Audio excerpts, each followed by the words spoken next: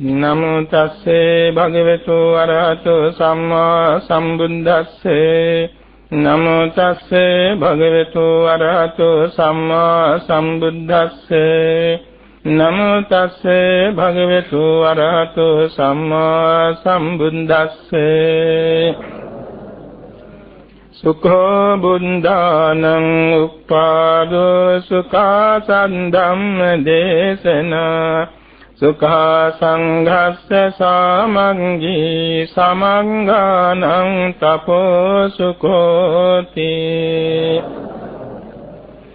ශ්‍රද්ධාවන්ත පින්නතුනි, තුන් ලෝකාග්‍ර වූ භාග්‍යවත් අරිහත් සම්මා සම්බුදුරජාණන් වහන්සේ විසින් දේශනා කරන ලද සම්පත් හතරක් මේ ගාථාවේ සඳහන් වෙනවා. සුඛෝ බුද්ධානං උප්පාදෝ සාරා සංකේ කල්පලක්ෂ ගණන් බෝධි සම්භාර පුරා සවාසන සකල ක්ලේශයන් සෝදා හැර ලෝතුරා බුදුවන බුදුවරයන් වහන්සේලාගේ පහළවීම දෙවියන් මනුෂ්‍යයන් සහිත සමස්ත ලෝකයාට ලොවි ලෝතුරා සුව පිණිස පවතිනවා කියන පළවෙනි තේරුම. සුඛා සද්ධම්ම දේශනා ඒ සරුවක්ඥන් වහන්සේලා විසින් මුල මැද අග යහපත් කොට අර්ථ ව්‍යංජන සම්පන්නව සරුව සම්පූර්ණව මధుර මනෝහරව දේශනා කරන ලබන ශ්‍රී සද්ධර්ම රත්නය අහඬ ලැබීම දෙවියන් මනුෂ්‍යයන් සහිත සමස්ත ලෝක සත්‍යයට ලොවි ලෝතුරා සුව පිණිස පවතිනවා කියන එක දෙවෙනි තේරුමයි. සුඛා සංඝස්ස සමග්ගී ඒ සරුවක්ඥන් වහන්සේ දේශනා කරන ශ්‍රී සද්ධර්මයට අනුව දීගේ නික්මී සසුන්ගතෝ පැවිදිව සසර දුකින් මිදීම පිණිස පිළිවෙත් පුරා ධ්‍යාන සමාධි සමාපatti අභිඥා විපස්සනා මාර්ගඵල දක්වා දියුණු වෙන මේ සංඝ රත්නයේ සමග සම්පන්න වීම දෙවියන් මනුෂ්‍යයන් සහිත සමස්ත ලෝකයාට ලෝකයේ ලෝතුරා සෝපනිස පවතිනවා කියන එක තුන්වෙනි තේරුමයි. සමග්ගානං තපෝසුකෝ ගිහිපැදි සීල දෙනාම කරුණාවෙන් මෛත්‍රියෙන් ශ්‍රද්ධාවෙන් නුවණින් යුතුව සමග සම්පන්නව සීල සමාධි ප්‍රඥා ගුණ පූර්ණේ කරන එක දෙවියන් සහිත සමස්ත ලෝකයාට ලෝකයේ ලෝතුරා සෝපනිස පවතිනවා කියන එක හතරවෙනි තේරුමයි. පින්නතුනි, දැන් අද මේ දවසේ මේ විදිහේ තුන් ලෝකයට සැප බෙදී ගිය දවසක් වෙනවා. පින්නතුන් අහලා ඇති අපේ මහා බෝසතාණන් වහන්සේ සාරා සංකේය කල්පලක්ෂයකට ඉහතදී දීපංකර පාදමූලයේදී අෂ්ට ධර්ම සමවදානයේ යෙදී මතු ලෝතුරා බුදු වෙන බවට නියත විවරණ ශ්‍රී ලැබුවා. ඒ දවසේදී දසදහසක් කළ ප්‍රාතිහාර්යයන් සිද්ධ වුණා. ඒක හරියටම වෙසක් පොය දවසක සිදුවීමක්. අෂ්ට ධර්ම සමවදානය කියන්නේ කාරණා 8ක් එකතු වීමෙන් තමයි නියත වෙන්නේ බුදු වෙන්නට. මනුෂ්‍යත්වං ලිංග සම්පatti හේතු සත්තාර දස්සනං පබ්බජ්ජා ගුණ සම්පatti අධිකාරෝච ඡන්දතා අට ධම්ම සමෝදානා විනිහාරෝ සමිජ්ජති කියන මෙන්න මේ කාරණා 8. මනුෂ්‍යත්වං මිනිසෙක් වෙලා සිටින්නට ඕනේ. ලිංග සම්පatti පුරුෂයෙක් වෙලා සිටින්නට ඕනේ. පබ්බජ්ජා පැවිදි වී සිටින්නට ඕනේ සෞස්තවිද්දෙන් හෝ. ගුණ සම්පatti ධ්‍යාන අභිඥාලාභීව සිටින්නට ඕනේ. හේතු ඉදවසිම රහත් වෙන්න තරම් පින මෝරා තිබෙන්නට ඕනේ. සත්තාර දස්සනං සරුවක්ඥන් වහන්සේ දැක ගන්නට ඕනේ. අධිකාරෝ ජීවිත පූජාවෙන් බුද්ධ පූජාවක් කරන්නට ඕනේ. ඡන්දතා මතු ලෝතුරා බුදු වීමේ බලවත් ඡන්දේ පිහිටා තිබෙන්නට ඕනේ. අට ධම්ම සමෝදාන මෙන්න මේ කාරණා එකතු වීමෙන් තමයි මතු ලෝතුරා බුදු වෙන බවට පළමුවෙන් විවරණ ශ්‍රී ලබන්නේ. එදා ඒ සුමේද තාපසයන් වහන්සේ මේ කාරණා අතින්ම පරිපූර්ණ වෙලා හිටියා. උන්වහන්සේ මිනිසෙක්, උන්වහන්සේ ශ්‍රේෂ්ඨ පුරුෂයෙක්, උන්වහන්සේ තවුස් පැවිද්දෙන් පැවිදි වෙලා, උන්වහන්සේ අෂ්ට සමාපatti පංච අභිඥාලාභී වෙ හිටියා. උන්වහන්සේ රහත් වෙන්න පින මෝරලා තිබුණා. එවැගේම උන්වහන්සේට සරුවක්ඥන් වහන්සේ සියසින් දැක ගන්න ලැබුණා. තමන්ගේ ජීවිතයේ ඒ දණ්ඩක් කොට පූජා කර ගන්න ලැබුණා. මතු ලෝතුරා බුදු වීමේ බලවත් ඡන්දේ හිතේ පහළ වී තිබුණා. මේ කාරණාට නිසා වහන්සේ මතු බුදු වෙන බවට විරණ ලබා ගත්තා. ඒ දවසේදී දෙතිසක් මංගල්‍ය පූර්ණිමිති පහළ වූ වෙසක් පුර 15ක් පොහොව දවසක් වුණා. ඊළඟට පස්චිම භවයේදී මහා බෝසතාණන් වහන්සේ තුසිත දිව්‍ය ලෝකයෙන් චුතවි මනුලව පහළ වුණ සතෝ සම්පජානකාරීව යම් කිසි කෙනෙක් ප්‍රතිසන්දි ගන්න වෙලාවේදී අවස්ථා හතරක සිහියෙන් ඉන්නවා කියන එක බොහොම දුර්ලභ සිද්ධියක්. සාමාන්‍ය ජනතාවට ඒ අවස්ථා හතරක් තියෙන හතරෙන් එකකවත් සිහියෙන් ඉඳ ලැබෙන්නේ නැහැ. නමුත් ලෝතුරා බුදු වෙන මහා බෝසතාණන් වහන්සේලා අවස්ථා හතරක සිහියෙන් ඉන්නවා. මොනවද? චුත වීම සිහියෙන් චුත වෙනවා. මව කුස පිළිසඳ ගැනීම සිහි නුවණින් පිළිසඳ ගන්නවා. මව කුස ජීවත් වෙන දසමාසයේ සිහි නුවණින් වාසය කරනවා. මව කුසින් දිවි වෙන අවස්ථාවේ සිහි නුවණින් දිවි වෙනවා. මෙන්න මේ අවස්ථා හතර දුර්ලභ අවස්ථා හතරක්. අපේ බෝසතාණන් වහන්සේ තුසිත දිව්‍ය ලෝකෙන් චුතුනේ මන සිහි නුවණින් සතෝ සම්පජානකාරීව. එවැනි මව කුස ප්‍රතිසන්දි ගත්තේ සිහි නුවණින් සතෝ සම්පජානකාරීව. අසලපුර පසළොස්වක් පොහෝ දවස කලුයම් කාලේ උතුරුසල නැකතින් තමයි ප්‍රතිසන්දි ගත්තේ. ඊළඟට දස මාසයක් උන්වහන්සේ මව කුසේ වාසය කළේ බද්ධ පාරියංකේ බැඳගෙන වෙනත් දරුවෝ වගේ නෙමෙයි. වෙනත් දරුවෝ ජීවත් වෙන මව කුසේ ජීවත් වෙන ආකාරය හාත්පසින් වෙනසයි. බෝසතුන් වහන්සේ හරියට මවතුමිය වගේ ඉදිරි බලාගෙන බද්ධ පාරියංකෙන් වාඩිලා මව කුසේ ජීවත් වුණා. පමණක් නෙමේ මෑණියන් දෑරඟ මිනිරුවණක් තුලින් දකින්න දෙයක් වාගේ දකින්නත් පුළුවන්කම තිබුණා. ඒ කියන්නේ වීදුරු කරඬුවක තියෙන දෙයක් ඇතුලේ පේන්න වගේ දකිනවා මෑණියෝ. ඉතින් මේ විදිහට සිහි නුවණින් මාස 10ක් මව කුසේ වැඩුණා. උන්වහන්සේ බිහි වෙන වෙලාවේ මනා සිහි නුවණින් උපන්නා. ඒක හැම දිනකටම ලැබෙන්නේම නැහැ. ලෞතුරා බුදුන් උත්තමයන්ට පමණයි මව කුසින් බිහි වෙන වෙලාවේ සිහි නුවණින් ඉඳ ලැබෙන්නේ. ඒ නිසා නේදා මුන්වහන්සේ අග්ගෝ හමස්ම ලෝකස්ස කියන වචනයෙන් අභිහිත සිංහනාදයක් කරන්න සමර්ථ වුණේ. පසේ බුදුරයන් වහන්සේලා වෙනුවෙන් පහළ වෙන උත්තමයෝ අවස්ථා තුනක සිහි නුවණින් ඉන්නවා. ඒ බවෙන් චුත වීම සිහි නුවණින්, මව කුසේ ප්‍රතිසන්දි ගැනීම සිහි නුවණින්, මව කුසේ ජීවත් වීම සිහි නුවණින්. නමුත් උත්පත්ති වෙලා සිහි නුවණින් ඉඳ ලැබෙන්නේ මුසපත් වෙනවා. අගසව් තනතුරු ලබන්නේ ඥානවන්ත උත්තමයන් දෙපොළකදී සිහි නුවණින් ඉන්නවා. චුත වීම සිහි නුවණින්, මව කුස ප්‍රතිසන්දි ගැනීම සිහි නුවණින්. මව කුස ජීවත් වෙන කාලේවත් බිහි වෙන කාලේවත් සිහි නුවණින් ඉඳ ලැබෙන්නේ නැහැ. අනිත් ඈගැනීම කියලාම ඇත්තේ නැහැ. ඉතින් මේ වාගේ මන සිහි නුවණින් උපන්න මහෝත්තමයන් වහන්සේගේ උත්පත්ති මංගල්‍ය සිද්ධ වුණේ හරියටම වෙසක් පුර 15ක් පොහෝ දවසක අද වාගේ දවසකයි. ඒ මහෝත්තමයන් වහන්සේ උත්පත්ති මංගල්‍ය සිද්ධ වෙන වෙලාවේ ජාතිරංග මාණික රත්නයක් වාගේ බොහොම පිරිසිදුව උපන්නා. එවැගේ මවටවත් පුතුණුවන්ටවත් බිඳක්වත් වේදනාවක් නොවි උපන්නා. මව හිතගෙන සිටින්නේ උපන්නා. දෙපා දිගු කළා හරියට ආසනයකින් බහින්න වාගේ උපන්නා. උපදින මොහොතේ පොළොවට පියනගන්න ඉස්සර වෙලා අරහන්ත බ්‍රහ්ම රාජෝ දෙන්නේ කියලා රුවන් දමකින් පිළිගෙන දේවීන් වහන්සේට ස්තුති කළා. දේවීන් වහන්සේ සතුටු වන්නේ ලෞතුරා බුදු වෙන බුද්ධාංකුර පුත්‍ර රත්නයක් ලැබුණා කියලා සතුටු කෙරෙව්වා. ඊළඟට සතරවරන් දෙවියෝ පිළිගත් අඳුන් දිවි සමකේ. ඊළඟට මංගල සම්මත අමාතුරු 4 දෙනෙක් පිළිගත්තා. ඊළඟට මේ බෝසත් කුමාරයන් වහන්සේ පොළොවට පිය දිග කරනකොට පොළවේ පියුම් පර නැගුණා. සමහර කෙනෙක් හිතනවා මේවා වෙන වෙන විදිහේ සිදුවීම් කියලා. සැබවින් මේවාට කියන්නේ ධර්ම නියාමයේ කියලා පින්නතුනි. ධර්ම නියාමය. ධර්ම බලයෙන් සිදුවෙන සිදුවීම්. අර පටිසන්ධි මංගල්‍ය, උත්පත්ති මංගල්‍ය අවස්ථාවලදී දසදහසක් ලෝක ධාතු වල ප්‍රාත්‍යාරය 32 බැගින් සිද්ධ වුණා කවුරුත් අහලා තියෙනවා.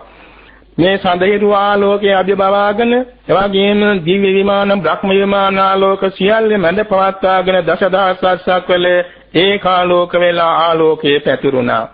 එවැගේම මහා පෘථිවි දසදහසක් වල කුඹසකමෙන් කම්පා වෙන්න පටන් ගත්ත කැරකෙමින්. එවැගේම මහා සාගරයේ ජලයේ මිරිදී වෙලා පස්පියුම් පිපුණා. ගංගාවල ජලයේ ගලන්නේ නැතුව නැවතිලා පස්පියුම් පිපුණා. ගහක් වැලක් ගානේ මුලපටන් අග දක්වාම ඒ ගස්වැල් වලට නියමිත මල් පිපුණා. මහා පොළවේ සෑම තැනම සද්බමු පියුම් පිපුණා.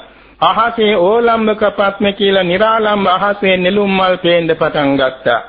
ඔය වගේම නරකාදී අවීචිම නරකාදී දසදහසක් කළ නරකාදී ගිනි නිවි ගියා. එවාගේ പ്രേතාපායේ සාපිපාසා සංසිඳුණා. තිරිසන් ආපායේ බිය තැති ගැනීම නැති වුණා. උපතින් අන්ධයන්ට ඇස් ලැබුණා. උපතින් දිහිරන්ද කන් ඇහුණා. ගොළුවන්ද කතා කළ හැකි වුණා. අංග විකලයට නිසිසේ අංග ප්‍රත්‍යංග පිහිටියා. ඒ වගේම නිත්‍ය වෛරී සත්‍ය වුණුන් මෛත්‍රී සාගත වුණා. ඒ වෙලාවේ දසදහසක් කළ කිසිම සතෙක් උපදින්නේ නැති වුණා. ඒ වෙලාවේ දසදහසක් කළ කිසිම සතෙක් මැරෙන්නේ නැති වුණා. ඒ වෙලාවේ දසදහසක් කළ කිසිම සතෙකුගේ ලෝභයක් නැතුව ගියා, කියන්නේ රාගයක් නැතුව ගියා. ද්වේෂයක් නැති වුණා, මෝහයක් නැති වුණා. ඒ වෙලාවේ දසදහසක් කළ කිසිම තැනක ප්‍රාණඝාතයක් සිද්ධ නොවිය ගියා. සොරකමක් සිද්ධ නොවිය ගියා. මිච්ඡාචාරයක් සිද්ධ නොවිය ගියා. බොරු කීමක් නොවිය පැවතුණා. සුරාපානයක් නොවේ පැවතුණා. කේලම්බස් කීමක් උනේ නැහැ. පරසබස් කීමක් දෙදීමක් උනේ නැහැ. හිස්බස් දෙදීමක් උනේ නැහැ. අනුන්ගේ දේට ආසා කිරීමක් කිසි කෙනෙකුගේ හිතේ පහළ වුණේ නැහැ. අනුන්ගේ ක්‍රෝධ ඊර්ෂ්‍යා කිරීමක් මේ මොහොතේ කාගේවත් නැහැ. විසුදුට ගැනීමක් මේ මොහොතේ කාගේවත් හිතේ පහළ වුණේ නැහැ. ඒ වගේම මේ මොහොතේදී සූර්ය භාණ්ඩ තුබු තැන්වලම නාදයෙන් පටන් ගත්තා. අතුන් කුංචනාද කරන්න පටන් ගත්තා. අස්යන් හේසාරව කරන්න පටන් ගත්තා. අහසේ පියාගදල් කරන පක්ෂීන් දෙමට බහලා නාද කරන්න පටන් ගත්තා. එවාගේ මිනිසුන් පැලඳි ආභරණ නිබීම දිලිසෙන්න පටන් ගත්තා. මුළු මහත් පොළොව තලයේ සෑම තැනම සිසිල් පවන් හමන්න පටන් ගත්තා. මේ විදිහට පුදුමාකාර ප්‍රසාදනීය ප්‍රාතිහාර්යයන් මුළු දසදහසක් වලම පහළ වුණේ සම්මා සම්බුදුරජාණන් වහන්සේ බුදු වීම සඳහා ප්‍රතිසන්දි ගැනීම උත්පත්ති මංගල්‍ය සිද්ධ අවස්ථාවලදී. ඒ වගේම ලෝතුරා බුදු වෙන දවසේදීත් ඔය වගේම සිද්ධ වුණා. ඉතින් බෝසතාණන් වහන්සේ උපන් දවසේදී සීල බෝසතුන් වහන්සේලා වගේ නීතලයට පිය නැගුවා. නගනකොට අහස පුරා දෙවි දේවතාවෝ බ්‍රහ්මයෝ පුදුම විදිහේ ගෞරව දක්වන්න පටන් ගත්ත. සහම්පති බ්‍රහ්මයා ශික්ෂාචක්‍ර දරාන හිටියා. සතරවරන් දෙවියෝ හැම පැත්තෙම ආරක්ෂා ඇතුව හිටියා. එවැගේම ගගනතලයේ සෑම තැනම ශක්තිඳිමින් දෙවි දේවතා විස්තුති ගායනා කරන්න පටන් ගත්තා. දිව්‍ය තූර්ය වාදනය වෙන්න පටන් ගත්තා. ඔය සිදුවීම් ඇතුව උන්වහන්සේ දසදිසා බැලුවා. දසදිසා බානකොට ඒ පැත්තේ දෙවියෝ බ්‍රහ්මයෝ කියා හිටියා තමුන්නාසිට වඩා උතුම් කෙනෙක් මේ පලාතෙම නැහැ, සමාන කෙනෙක්වත් නැහැ කියලා. ඔය සටහන දසදිසාවෙන් ඇහෙනකොට මුන්වහන්සේ උතුරු දිසාවට පියනගලා හත්වෙනි පියවරේ සිටගෙන දකුණු අතෝසෝලා තමන් වහන්සේගේ අනාගත වාක්‍ය ප්‍රකාශ කළා. අග්ගෝහමස්මි ලෝකස්සේ මම ලෝකයාටම අග්‍රවන්නේමි. ජෙට්ටෝහමස්මි ලෝකස්සේ මම ලෝකයේතම ජේෂ්ඨ වන්නේමි. සෙට්ටෝහමස්මි ලෝකස්සේ මම ලෝකයේතම ශ්‍රේෂ්ඨ වන්නේමි. අයමන්තිමා ජාති මේ මාගේ අන්තිම ඉපදීමයි. නත්තිදානේ පුනබ්බවෝ මින්මත්ය ඉපදීමක් නැත්තේය කියන මේ වචනේ ප්‍රකාශ කළා. මොනතරම් පුදුම සිද්ධියක්ද. උපන් මොහොතේ කතා කළ වාර 3යි තියෙන බෝධිසත්ව චරිතවල. පළවෙනි උපන් අවස්ථාවේ කතා කළේ මහ ඖෂධ කුමාරයා. දෙවනු උපන් මුලාවේ කතා කළේ විශ්වන්තර කුමාරයා. තුන්වනෝ මේ ලෝතුරා බුදු වෙන මේ බෝධිසත්වයන් වහන්සේ බුද්ධාංකුර බෝධිසත්වයන් වහන්සේ.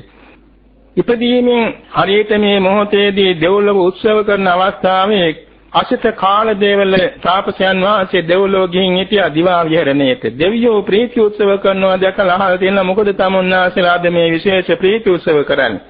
කියා තියෙනවා තමුන්නාසේගේ කුලූපක රජනිවසේ බුදු වෙන බෝධිසත්වයන් වහන්සේ නමක් උපන්නා. ඒකයි මේ දසදහසක් වල දෙවියෝ ප්‍රීති උත්සව පවත්වන්නේ. ඒ මොහොතේම ආවා රජවාසලට. එදා උදේ දාන වන්දලා තමයි මේ තාපසයන් වහන්සේ රජවාසලෙන් පිටත් වෙලා දෙව්ලොවට ගිහින් තිබුණේ. හරිලා සුද්ධෝදන රජුරවන්දේ කිව්වා මේ ගෙදර දරුවෙක් අද උපන්නද එහෙමයි. බවන්න ඕනේ. එලාමේ රජතුමා මේ දරුවා වඩාගෙන ආවා තාපසයන් වහන්සේට වන්දවන්න. දරුවා පාත් කරන්න හදනකොට දරුවාගේ පතුල් දෙක ඇහිලා තාපසයන් වහන්සේගේ ජටාවේ හැපුණා. තාපසයන් වහන්සේ ඇහැලා බලනකොට මේ පතුල් දෙකේ තියෙන ලාංඡන සියල්ල පෙනී ගියා. චක්‍ර ලාංඡනේ සහිත 108ක් බැගින් මඟුල් ලකුණු පිහිටා තිබුණා. හරිත් නෙළුම් මල් පෙචවාගේ බොහොම රක්ත වර්ණ පාදයන් තිබුණේ. ඒ වෙලාවේ මෙතුමා ලක්ෂණ ශාස්ත්‍රයේ හොඳින් උගත් පඬිවරයෙක් බැවින් නැගිටලා තමන්ගේ කැමැත්තෙන් තමන්ගේ ජටාවේ මේ පතුල් තියාගෙන වැඳලා සතුටෙන් සිනා වුණා ඇඬුණා. රජතුමා ඇසුවා මොකද ස්වාමීනි ඇඬුනේ මොකද සිනා වුනේ? මහරජතුමනි මේ දරුවා ලෝතුරා බුදු වෙන එකයි මගේ සන්තෝෂය. මට ඇඬුනේ මට මේ බුදු සිරි දකින්න ලැබෙන්නේ මම මේ ළඟදී චුත වෙලා අරූප ලෝක උපදින්න තියෙනවා කිව්වා. නමුත් එතුමාගේ බෑනනුවන් කෙනෙක් ඉන්නවා නාලක කියලා. ඒ දරුවාට ගින් මේ පණිවිඩය කියලා ඒ දරුවා පැවිදි කරවන්න සැලැස්සුවා. තවුස් පැවිද්දෙන් 35 අවුරුද්දකින් පස්සේ අපේ තථාගතයන් වහන්සේ ධම්සක් දේශෝ දවසෙන් 7 වෙනි දවසේදී පැමිණ මෝනියවත සමාදන් වෙලා මාස 7ක් ඇතුළතදී අරිහත්ත්වයටපත් වුණා නාලක සහතන් වහන්සේ. ඉතින් මේ 5 වෙනි දවසේදී නම් තබන දවසේදී මංගල සම්මත බ්‍රාහ්මණවරු 8 දෙනෙක් රජවාසයට පමුණවාගෙන ගෞරවයෙන් සංග්‍රහ කරලා මේ දරුවාට සුදුසු නමක් සම්මත කරන්න ලක්ෂණ පරීක්ෂා කරන්න බාර දුන්නා. ඔයින් 8 දෙනෙක් ගරු කටයුතු 8 දෙනෙක්ම වෙන් වෙලා මේ දරුවාගේ දෙපතුලේ පටන් සිරස්තලයේ දක්වා ශරීර ලක්ෂණ පරීක්ෂා කළා. එයින් වැඩිහිටි මේ බ්‍රාහ්මණවරු 7 දෙනෙක්ම ඇඟිලි දෙකක් කුසල කිව්වා මේ දරුවා කිසිසේත්ම අසරණ කෙනෙක් වන්නේ නැහැ. මේ දරුවා ගිහිගෙව හිටියෝ ශක්විත රාජේන පැවිදි වුණොත් ලෝතුරා බුදු වෙනවා කියලා. නමුත් ඔය සියල්ලන්ට වඩා වයසෙන් අඩු වයස 16 සිටි කල්ප ලක්ෂයක් පෙරම් පුරාගෙන ආව කොණ්ඩඤ්ඤ කියන මානවකතුමා අනිත් අයට වඩා බොහොම බුද්ධිමන්තයි නුවණින් වයසෙන් අඩු වුණාට එතුම එක ඇඟිල්ලක් කුසල කිව්වා මේ දරුවා කිසිසේත්ම ගිහිගේ රැඳී ශක්විත රාජවන්නේ නැහැ ලෝතුරා බුදු වෙනවා කියලා එක ඇඟිල්ලක් කුසල කිව්වා. අනිත් අය ඇහුවා ඊයේ කිව්වේ කොහොමද ඒකට කියන්නේ හේතුව කියලා. කියා හිටියා ආචාර්යයන් වහන්සේ මේ බලන්නේ මේ දරුවාගේ නළල මැද තියෙන ඌර්ණ රෝම ධාතුව බලන්න. ශක්විත රජවන්නන්ට පහළ වෙන ඌර්ණ රෝම ධාතුව රත්තරන් පාටයි වම් පැත්තට කැරිකලා වාමාවර්තව යටියක් බලා පිහිටෙනවා. ලෝතුරා බුදු වෙන උත්තමයන්ගේ ඌර්ණ රෝම ධාතුව සුදුම සුදු පාටයි ඕසදී තාරකාවක් වාගේ සුබ්‍ර වර්ණයි දකුණු අතට කැරිකලා උඩුවක් බලාගෙන පාතන මෙන්න මේ බලන්නයි කිව්වා. හැමෝම පිළිගත්තා ඒ කාරණේ මේ දරුවා වාස 29 දී පැවිදි වෙන වාස 35 දී ලෝතුරා බුදු වෙනවා කියලා අනාගත වාක්‍ය කිව්වා. ඊළඟට මුළු ලෝකේටම අර්ථයක් සිද්ධ කරන තේරුමින් සිද්ධාර්ථය කියලා නම සම්මත කළා. එදා පටන් බෝසතුන් වහන්සේ දෙව් කුමරෙක් බඹ කුමරෙක් මෙන් යහතින් වැඩි දියුණු වෙලා වාස 16 දී රාජ්‍යයටපත් වුණ වාස 29 දී සතර පෙරනිමිති දැක්කා අභිනිෂ්ක්‍රමණය කොට පැවිදි වුණා. බ්‍රහ්මෝපනීත අටපිරිකර දරව සසුන්ගතව පැවිදි වුණා. සතියක් පුරාම උන්වහන්සේ ප්‍රීත සැපයෙන් ගත කළ අනුපිය අඹවණෙහි ඊළඟට දෙවෙනි සතියේදී ආලාර කාලාමතුමා වෙතත් උද්දකරා පුත්‍රයා වෙතත් ගිහිල්ලා ඔවුන් සමග කෙටි සාකච්ඡාවක් යෙදিলা පැත්තකට ගිහිල්ලා තමන්ම අෂ්ට සමාපatti අනුපිළිවෙලින් ඉපදෙව්වා. එයාකට දුෂ්කර ක්‍රියාවත තමයි බුදු වීමේ මඟ කියලා බොහෝ දෙනෙක් කියන නිසා ඒකත් හදා බලන්නට මහා ප්‍රධාන වීර්යය වැඩුවම අවුරුදු 6කට ආසන්න කාලයක් ඒක නියම නිවන් මඟක් නොවන බව තේරුම් ගත්ත බෝසතාණන් වහන්සේ ඊළඟට නදුම් පිළිවෙත අනුගමනය කළා. සති දෙකක් ඇතුළත වැහැරේ ගියේ සිරුර යහපත් තත්ත්වයටපත් වුණා. නැවතත් සස්ස සමාපත්තිලාභීව සමවස්සෝයෙන් ඉඳලා හරියටම 35 වෙනි වසර සම්පූර්ණ වෙන වෙසක් පොයට පෙර දවසේ පංච මහා සිහිනයකින් ලෝතුරා බුදු වෙන බව නිෂ්ඨා වශයෙන්ම තේරුම් ගත්තා. ඊළඟට පසුදින උදෑසනදී උන්වහන්සේ සුජාතා සිටු දේවියගේ කිරිපිඩු දාණය පිළිගෙන වළඳලා එදවසේ සවස් වෙනතුරු තුක් සෙවන් වල සමවස්සෝයෙන් වැඩ ඉඳලා සොත්තිය නම් බ්‍රාහ්මණතුමා පිළිගන්නෝ කුසතන මිත්‍යාකුත් අටගොත් අරගෙන මැවි පෙනී ගිය මාර්ගයේ දිගේ ගමන් කොට තමන් වාසේ උපන්න දාසේ පහළ වී තිබුණු සියක් ක්‍රියනා කුස ඇති සුදු සුදු වට කඳ ඇති මොනර පිල් කලමක් හා සමාන බොහෝම ලස්සන පත්‍ර පලාස ඇති බෝධි වෘක්ෂයේ වෙත වැඩම කරවලා දකුණු දිග බටහිර දිග උතුරු දිග බලා සුදුසු නැති බව තේරුම්ගෙන නැගිනට බලා කුසතන මිටිය එළුවා. වාඩි වෙන්න ආදෙනකොට 14 රිනක් දිගපාල ඇති ආසනයක් පහළ වුණා. මේ ආසනයේ උඩ චතුරාංග සමන්වාගත වීරියෙන් යෙදී තමන් වහන්සේ ආනාපාන සති භාවනාව ආරම්භ කරන්න සූදානම් වුණා. ඒ මොහොතේදී පාරමී භූමියේ සිදු අඩුපාඩුවක් නිසා වසවද දීපුත්‍රයා දසබිම්බරක් මරසෙනග සමග පැමිණ බෝසතුන් පළවා හැරීමට නව මහා වැසි වැස්සෙව්වා. ආයුධ භාවිතා කළා, තර්ජන ගර්ජන කළා. ඒ කිසිවකින් උන්වහන්සේ සැලුනේ නැහැ. අන්තිමේදී ඔහු ගර්ජන කළා, ඔය ආසනේ මටයි හිම උතනින් ඉවත් වෙන්න කියලා. බෝසතුන් වහන්සේ කිව්වා මේක මා සඳහා තමයි පහළ වුණේ. මට සාක්ෂි පිණිස මෙතන දෙවියෙක් බ්‍රහ්මියෙක් දෙමව්පිය කෙනෙක් ඇත්තේ නැහැ. මේ අචේතනික මහ පොළොව මට සාක්ෂි පිණිස පවතිවා කියලා දකුණු අත පොළොවට දික් වෙනකොට පොළොව කම්පා වෙන්න පටන් ගත්තා. එවේලාවේදී මේ මාර සේනාව සීසීකට පැන ගියා. ගිරීමේ කලත් වදන ගහවා වසුවර්දී පුත්‍රයා බිම පතිත වුණා කියනවා. අන්තිමේදී ඉසබැසයන් ඉස්සෙල්ලා මේ දී පුත්‍ර මාර්යා පළවා හැරලා තමන් වහන්සේ ආනාපාන සතියෙන් ආරම්භ කොට සීලම කර්මස්ථාන භාවනා සම්පූර්ණ කළා. පංච අභිඥාස සමාපatti උපදවා ගන්න සමර්ථ වුණා. රාත්‍රී පෙරයම් කාලයේ පෙරවිසු ආත්මා පරම්පරාව දීර්ඝ කාලාන්තරයක් තිස්සේ බැලුවා. භවයෙන් භවයේ ස්කන්ධ පරම්පරාව හේතුඵල ධර්ම න්‍යාමයන්ව පැවති ඇති පෙනී ගියා. ඊළඟට රාත්‍රියේ මැදියම් කාලයේදී දිවස් නොවන මෙහෙයුවා. අතීතයේ 7000ක් අනාගතයේ 7000ක් කියලා 14000ක් තිස්සේ සීලම දේවල් උන්වහන්සේ ඉතුරුවක් නැතුව දිවස් නොවනින් දැකගත්තා. ලෝක පවත්නා හිත ඇති හිත නැති සෑම දෙයක්ම හේතුඵල සම්බන්ධතාවයෙන් මනවින් ඒ පවත්නා ඇති දැකලා උන්වහන්සේ පටිච්ච සමුප්පාදයේ විපස්සනාට නැංගුවා. අලුයම් කාලයේදී දසදහසක් ලෝක ධාතු වල අර පටිසන්ධි මංගල්‍ය උත්පත්ති මංගල්‍ය අවස්ථාවන්හිදී මෙන්න අනේකද ප්‍රාත්‍යහාරයන් සිද්ධ වෙද්දී සවාසන සකල ක්ලේශයන් සෝදා හරිමින් සර්වඥතා ඥාන ප්‍රතිලාභයෙන් ලෝතුරා සම්මා සම්බුද්ධත්වයට පැමිණ වදාලා. තමන් වහන්සේ මොහොතේම මනෝමය ප්‍රීති වාක්‍යයක් ප්‍රකාශ කළ අනේක ಜಾති සංසාරං ගාථාවෙන් අනේක ಜಾති සංසාරං සන්ධාවිසං අනිබ්බිසං ගාකාරකං ගවේසන්තෝ දුක්ඛා ಜಾති පුනප්පුනං ගාකාරක දිත්තෝසි පුනගේ අන්නකාසි සබ්බතේ පාසකා භග්ගා ගාකෝටං විසංකිතං විසංකාරගතං චිත්තං තණ්හානං කය මජ්ජගාති පුනප්පුනං ಜಾති දුක්ඛායිති නැවත නැවත ඉපදීම දුක්ඛයි දැන ගාකාරකං ගවේසන්තෝ මේ ස්කන්ධ ග්‍රෝහය කරන කතෘතුමා සොය සොයා අනිබ්බිසං දකින්න නොහැකිව අනේක ಜಾති සංසාරං සන්ධාවිසං ප්‍රමාණාතික්‍රාන්ත දීර්ඝ සංසාරි උත්පත්ති මරණ වශයෙන් මම ඇවිද්දෙමි.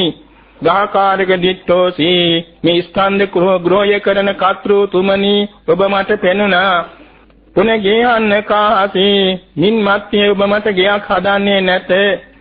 සම්බාතේ පාසුකා භග්ගා ඔබේ සීලම පරාල මම් බින්දා.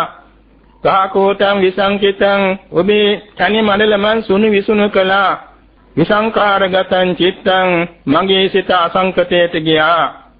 තණ්හානං කය මජ්ජගා භවෙන් භවයට ගෙනියන 108 දාරුන් තෘෂ්ණාව ශේවීම සංඛාතෝ අමා මහ නිවන සාක්ෂාත් වුණා.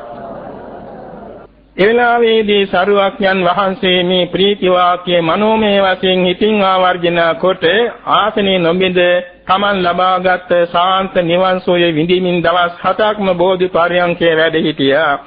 දෙවෙනි සතියේදී උන්වහන්සේ නැගිටලා බෝධින් වහන්සේටත් වජ්‍රාසනයටත් නොකියූ නේත්‍ර යුග්මයේ විහිදුවාගෙන නැවතත් සූවිසි අසංකේය සූවිසි කෝට්ලාක්ෂවාර සමාපatti සම්මේ සමාධිමින් සමාපatti කාන්තෙන් බෝධින් වහන්සේ නැවෙව්වා. වජ්‍රාසනයේ නැවෙව්වා. ඊළඟට සමහර දෙවියන් බ්‍රහ්මයන් ඈත ඉඳලා බලාගෙන ඉන්නා මේ සිද්ධාර්ථයන් වහන්සේගේ බෝධි කෘත්‍ය නැත්තම් බුදු බව තව ඉෂ්ටුනේ නැද්දෝ කියලා. එවෙලාවේ ඔවුන්ගේ සැකදුරු කරන පිණිස අහසට පැන නැගී බෝධින් වහන්සේ ආභියස රුවන් සක්මනක් මවා යමා මහතලා ප්‍රාදාලා. ඒ මොහොතේදී දෙවියන්ගේ සැකදුරු වුණා. තුන්වෙනි සතියේදී උන්වහන්සේ රුවන් සක්මනේ සක්මන් කරමින් සමවස්සුව වින්දා. හතරවෙනි සතියේදී රතනාගරෙහි වැඩ ඉඳගෙන ධර්මයේ සම්මාසනය කළා. හරියට පොසොන් පොය දවසේදී හතරවෙනි සතියේ නිම වෙනවා. එදාට සවන්නක් ගන්න බුදුරැසෙහි දෙන්න ගත්තා. අනන්තනා සමන්වාගත සමන්තපට්ඨාන මහා ප්‍රකරණේ සම්මාර්ථනය කරද්දී ඊළඟ පස්වෙනි සතිය අජපාල නුගරුක් මුල සමවස්සුවෙන් වැඩ ඉන්න හදනකොටම මාර දිහුතුරුවරුන් ආවා. ඇවිල්ලා ඒගොල්ලෝ නොයෙක් විදිහින් විකාර දක්වමින් පොළඹවන්න බැලුවාම උන්වහන්සේ සෙලවුනේ නැහැ. අන්තිමේදී අත්ව පරිදලා ගියා. තමන් වහන්සේ සමවස්සුවෙන් වැඩ හිටියා. හවිනි සතියේදී අද්දාසක වර්ෂාපතනයක් ඇති වුණ මුචලින්ද විල සමීපයේ සමවස්සුවෙන් වැඩ හිටියා. මුචලින්ද නාගරාජා තමන්ගේම ශරීරයෙන් විශාල කුටියක් මෙන් හදලා පෙනගොබේ වහගෙන උන්වහන්සේට ආරක්ෂා සැලසුවා. වැස්සෙන් පින්නින් අනතුරක් නොවුණු පිණිස. හත්වෙනි දවසේදී නැගිටලා මේ දිවපොත් මේ මුචලින්ද නාගරාජා මිනිස් වෙතින් වැඳගෙන ඉන්න වෙලාවේ ඌට ගාථා දෙකකින් ස්තුති කළා.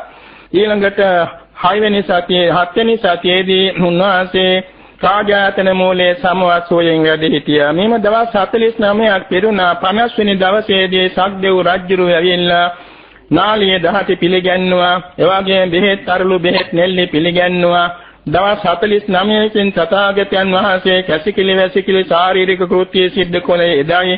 ඒ මොහොතේදී තපස්සු බල්ලුක දෙදෙනා ඇවිල්ලා අත්සුණු මීපෙඬු පිළිගන්නවා. සතරවරන් දෙවියන් විසින් පිළිගන්නු මුං යට පාට මා මේ ශෛලමේ පාත්‍ර හතර එකක් වෙන්න අධිෂ්ඨාන කළයින් මේ දානේ පිළිගෙන පළමුවෙන් වැළඳුවා.